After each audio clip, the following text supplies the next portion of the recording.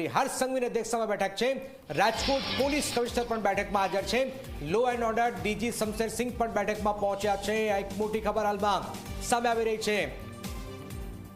ગૃહ રાજ્યમંત્રી હર્ષ સંઘવીની અધ્યક્ષતામાં બીજી બેઠક છે, જેમાં રાજકોટ પોલીસ કમિશનર પણ બેઠકમાં હાજર છે। Law and order DG Shamsher Singh પણ બેઠકમાં પહોંચ્યા છે અને હજુ પણ જો કોઈની પૂછપરછ કરાવવાની હોય તો એ પણ થશે। હિતલ જોડ્યા। હિતલ, શું ખબર સામે આવી રહી છે બેઠકમાંથી?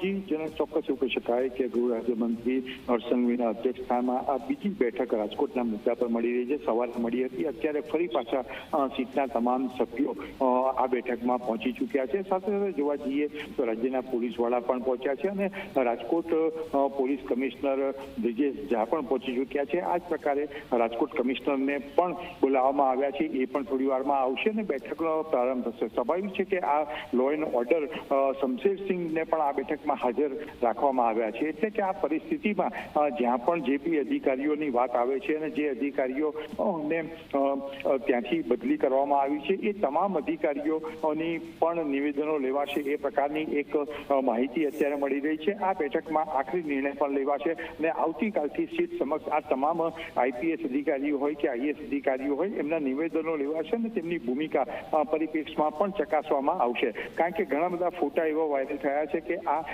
જે ગેમિંગ ઝોન હતું એ ગેમિંગ ઝોનમાં આ અધિકારીઓ પણ રાબેતા મુજબ જતા હતા, એ પ્રકારની પણ વાતો સામે આવી છે। એટલે એ અંતર્ગત પણ આ બેઠકમાં જરૂરી સૂચનાઓ આપવામાં આવે તેવી શક્યતાઓ જોવામાં આવી રહી છે। સાથે સાથે અત્યારે જોવા જઈએ તો આઈપીએસ અને આઈએસ અધિકારીઓને એસીબીના રડારમાં પણ લેવામાં આવ્યા છે। એટલે ક્યાંક ક્યાંક જોવા જઈએ તો ગૃહ વિભાગ ચારે તરફથી આ જે ગેમિંગ ઝોનનો મુદ્દો છે એ ગેમિંગ ઝોનમાં જે લોકો સામેલ છે અથવા જેની સામે શંકાની હોય છે તે સામે કડકમાં કડક કાર્યવાહી થાય એ દિશામાં આગળ વધી રહી છે। સાથે સાથે જોવા જઈએ તો સવારે જે સમીક્ષા કરવામાં આવી છે એ સમીક્ષા અંતર્ગત પોલીસ બીજા સ્ટાફની પણ જરૂર પડે તો તમામ સહાયતા ગૃહ વિભાગ પૂરી પાડશે, એ અંગે પણ ચર્ચા વિચારણા કરીને ચોક્કસ નિર્ણય લઈ શકાય છે। બિલકુલ, એક મોટી ખબર હિતલ આપી રહ્યા છે રાજકોટ આગકાંડ મામલે।